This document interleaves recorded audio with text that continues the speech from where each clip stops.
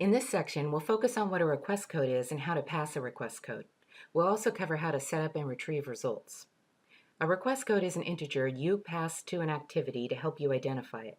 Then you get that same value back when the activity finishes. Android doesn't care which values you use since the values only have meaning to you. Android does not use them. The key idea is to pass a different value to each activity you start. You can think of it as an identifier that is unique to each target activity. All activities report results via the same method in the source. The request code is returned with the results to identify the target.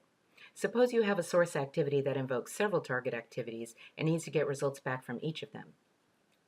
Every target that finishes causes the same method in the source to execute, i.e. the source's overload of onActivity result. In cases like this, the source activity needs some way to determine which target activity the current results are coming from. This is the role of the request code. You pass a different request code to each target activity you start. You automatically get the same code back as one of the parameters to your onActivity result method. This action lets you identify which target activity caused the current invocation of onActivity result. You simply use an if statement or a switch with the request code. When your source activity needs a result back from the target activity, you use startActivity for result to launch the target. This method requires you to pass a request code in addition to the intent. It also tells Android to call your source's onActivity result method when the target activity finishes. One of the parameters Android passes to your source's overload of onActivity result will be the same request code you sent to startActivity for result. A target activity can return a result back to its source activity to indicate success or failure. The type of the result code is an enum named result.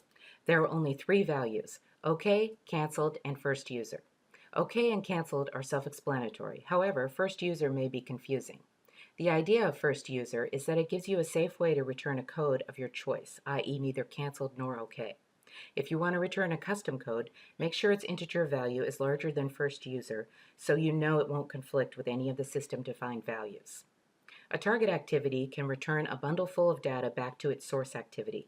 This gives you a way to return multiple data values. The normal restrictions on bundles are still in place here, so you can only load it with simple types or serialized objects. The code to prepare the bundle is standard. Either create and load the bundle explicitly or use the intent class's convenient methods. Your target activity uses its setResult methods to report its results back to the source.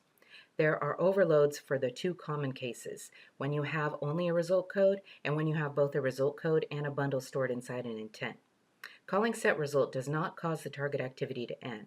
Also, if you don't call setResult to choose a result code explicitly, the result code will default to result canceled. You override onActivity result in your source activity to receive the results. Android calls your onActivity result method automatically when the target activity ends. There are three parameters: the original request code so you can tell which target activity these results are from, a result code so you can determine success or failure, and an intent that is typically loaded with a data bundle containing the results. OnActivity result is called in the source activity in both of the following: if the target activity calls finish to return to the source activity, and if the user clicks the Android back button to leave the target activity.